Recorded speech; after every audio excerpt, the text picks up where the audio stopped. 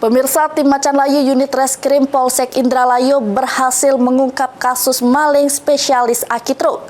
Pelaku ditangkap pas lagi istirahat sambil ngantri di SPBU Muara Meranjat, Ogan Ilir. Inilah Miming, 35 tahun, tersangka spesialis maling aki truk warga Desa Meranjat 3, Kecamatan Indralayu Selatan, Kabupaten Ogan Ilir, yang berhasil ditangkap tim Macan Layu unit Reskrim Polsek Indralayu.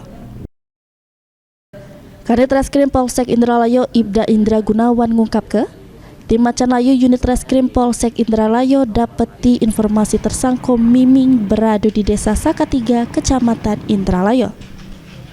Sehingga tim langsung melakukan penangkapan terhadap tersangka tanpa perlawanan.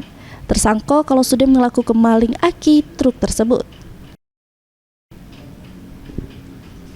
Aksi tersangka ini dilakukan di area parkir SPBU Desa Meranjat 3, Kecamatan Indralayu Selatan, pas mobil lagi parkir.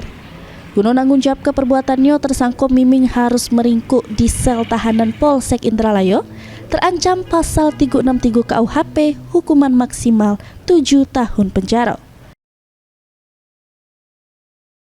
Mendapat laporan tersebut, kami dari Polsek Indralayu bersama tim Singalayu melakukan pengejaran terhadap pelaku.